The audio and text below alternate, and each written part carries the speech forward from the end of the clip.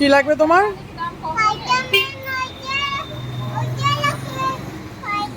মামাকে বলো।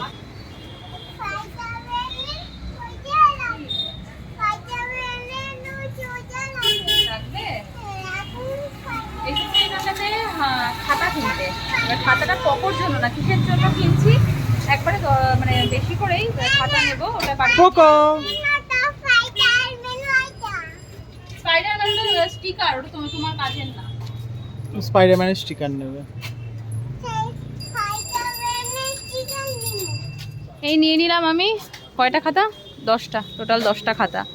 এটা একটা রিকোয়ারমেন্টে আমি কিনলাম, সেটা রিকোয়ারমেন্টটা কিসের সেটা বাড়ি থেকে জানাচ্ছি। আরে ঠিক পোকো যেখানেই যাই না কেন কিছু না কিছু নিতেই হবে। অ্যানিমালস নিয়ে নিয়েছে এখানে স্টিকার। চলো চলো চলো চলো, বাইরে আবার বৃষ্টি নামে বাবা, চলো। ওকে বলে আমরা ঘুরতে নিয়ে গেছিলাম, পুরো রাস্তাটা ঘুমিয়ে ঘুমিয়ে এলো, পুরো রাস্তাটা। এখন বাড়িতে নেমেছি, আমি মানে এখন তুই ঘুমিয়ে থাক, তোকে বিছানায় শুয়ে দিয়ে উঠে গেল। কি বলবো আর। বাড়িতে এসে খাওয়া দাওয়া জাস্ট করলাম, করে উপরে এলাম। এবার বলি, গেছিলাম আমি ছাতা কিনতে। এত বৃষ্টি হচ্ছে আর আমাদের ছাতার হচ্ছে অভাব, বাড়ির ছাতা নিয়ে একটা ছাতা তাও মা সেদিন বের করে দিয়েছিল, সেটাও রাস্তায় যেতে যেতে ভেঙে ভেঙে সব নারী নক্ষত্র পড়ে গেছে। তো ছাতাটা খুব দরকার, এই ছাতা কিনতে গেলাম। ছাতা কিনতে গিয়ে আমি এই 10টা খাতা কিনে আনলাম। সেটা হলো আমাদের এখানটাতে কাওয়াখালীতে একটা এনজিও বা সুইট হোম আছে, মানে নাম সুইট হোম। সেখানে বাচ্চাদের বা অনেক কিছু মানে এনজিওর যা যা কাজ আর কি, সেখানে বাচ্চাদেরকেও রাখা হয় এবং ওরা অনেক রকমের আনুষঙ্গিক কি বলবো সোশ্যাল ওয়ার্কের সাথে যুক্ত আছে। তো সেইখানে আমি প্রায় গত 1 বছর আগেও একটা পোস্ট দেখেছিলাম, সেখানে বন্যা ত্রাণের জন্য কিছু হেল্প করছিল ওখানকার মানুষজনকে। তো সেটা দেখে আমি প্রথম যোগাযোগ করি, তারপরে মাঝে মধ্যে আমি ওখানকার পোস্ট দেখতাম। তো তখন আমি ছিলাম দিল্লিতে, আমার ইচ্ছে ছিল সামনে থেকে গিয়ে দেখা বা যাওয়া একটু, কারণ আমার আগাগোড়াই এইসব বিষয়গুলো ভীষণ ভালো লাগার জায়গা একটা। বাট এত দূর থেকে থেকে ওই যাওয়া কখনো হয়নি, আর যখনও আসতাম তখন করে ওই কয়েকদিনের জন্য এসে তখন যোগাযোগ করা হয়ে ওঠেনি। তো সেখানেই কিন্তু হ্যাঁ কোনো কিছু যখন করে অ্যাডভার্টাইজ দেখতাম, যখন যেরকম সামর্থ্য হতো ওদের সাথে কথা বলতাম। তো সেখানে আজকে দেখলাম আমাকে ওখান থেকেই মেসেজ করেছে যে 10টা বাচ্চার জন্য খাতা লাগবে। তো সেই খাতাই কিনতে গেছিলাম। খাতাটা কেনার পরে এবার যেহেতু আমি কোনোদিনও যাইনি, ভেবেছিলাম গিয়ে হাতেই দিয়ে দেবো। এর আগে পুজোর সময় আমি জামা পাঠিয়েছিলাম, তখনও অনলাইন একবারে ওখান থেকে আমি ওদের অ্যাড্রেস নিয়ে অ্যাড্রেসেই পাঠিয়ে দিয়েছিলাম। তো এবার যেহেতু আমি এখানেই আছি, আমার বাড়ির কাছে কাওয়াখালী, তো ভেবেছিলাম যে গিয়ে একবার দেখেও আসি। বাট ওখানে কেনার পরে যখন থেকে ফোন করছি আমি ওই নাম্বারে, সেই নাম্বার সুইচ অফ। তো যার জন্য আমার আজকে যাওয়া হলো না, নাহলে ভেবেছিলাম একবারে গিয়ে দেখে খাতাগুলো দিয়ে চলে আসতাম। বাট সেটা আজকে আর হলো না। এখন দেখা যাক কখন ওরা আবার অনলাইন হয়, আমাকে রেসপন্স করে, সেই হিসেবে গিয়ে আমি কালকে বা পরশু দিন, প্রীতমের যেদিন তাড়াতাড়ি আসবে অফিস থেকে, গিয়ে খাতাগুলো দিয়ে আসবো। এই ছিল খাতা কেনার উদ্দেশ্য। যাই হোক, এটাই ছিল। তো এই হচ্ছে এখানে 10টা খাতা, একটা একটা করে সবাইকে দেবে, ঠিক আছে? তো এই যে গতকাল খাতার কথা বলেছিলাম, তো গতকাল তো আর আমি যোগাযোগ করতে পারিনি। আজকে সকালে ওখান থেকেই আমাকে ফোন করা হয়েছিল, তো আজকে ফাইনালি কন্ট্যাক্ট করতে পেরেছি। এখন আমরা যাচ্ছি ওই মানে যেখানে আর কি ওনাদের সংস্থা আছে সেখানটাতেই। চলো চলো চলো চলো কোকো, কোকো চলো, কোকোকে নিয়ে যাই। চলো নিচে চলো, তারপর করে দাদা দিদিদের সাথে দেখা করতে যাব। চলো চলো।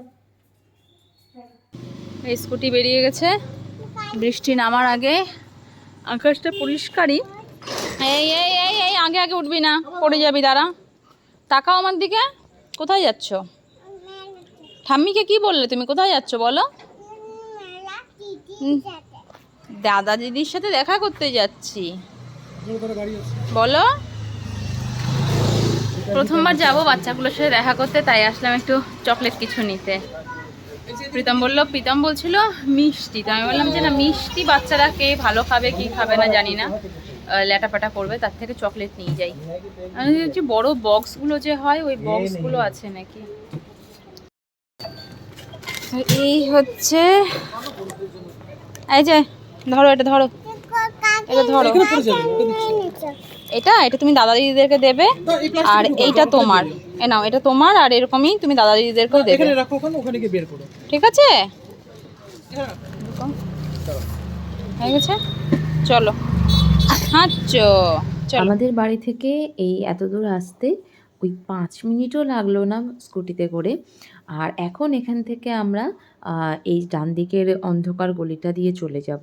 এটা হলো সোজা গেলে মেডিকেল কলেজ, আর তার আগে এই নৌকাঘাটের ব্রিজটা শেষ হওয়ারই ঠিক ডান দিকের যে সরু কাঁচা গলিটা, সেই গলিটা দিয়েই আমাদেরকে বলেছিল ঢুকতে। এই রাস্তাটা আমার আর প্রীতমের দুজনের কাছেই একেবারে নতুন। আর দিল্লিতে থাকাকালীন সময় থেকেই আমার এই এনজিওর সাথে কথা হয় বা ওদেরকে আমি ফলো করি। তো তখন থেকেই আমার না এইখানটাতে আসার ভীষণ ইচ্ছে, কিন্তু আমার যে বাড়ির এতটাই সামনে সেটা আমি আগে একেবারে ভাবিও নি। আজকে যত আমাদের গাড়ি এগোচ্ছিল আমার এত আনন্দ হচ্ছিল, এত একটা এক্সাইটমেন্ট কাজ করছিল যে বাচ্চাগুলোর ফটো শুধু দেখতাম বা তাদের পোস্ট দেখতাম, সেই বাচ্চাগুলোর সাথে আজকে আমি যাচ্ছি দেখা করতে।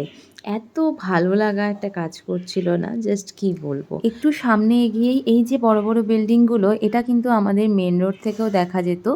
আমরা এতদিন জানতাম না যে এগুলো কিসের বিল্ডিং, বাট আজকে যখন আমরা অ্যাড্রেসের জন্য যোগাযোগ করলাম তখন সেই দাদাই বলল যে এটা কিছু সরকারি টাউনশিপের মতন কিছু কোয়ার্টার আছে, আর এত সুন্দর করে সাজানো। ওটা দেখতে দেখতেই আমরা রাস্তাটা পেরিয়ে এলাম, আর এই চলে এসেছি আমরা আমাদের এনজিওতে, সুইট হোম। মেন রোড থেকে যখনই আমরা ডান দিকে গলি দিয়ে ঢুকে পড়লাম তখনই মনে হলো আমি যেন ঠিক আমার ওদলাবাড়ির মতন কোনো একটা ধারে কাছে জায়গায় চলে এসেছি।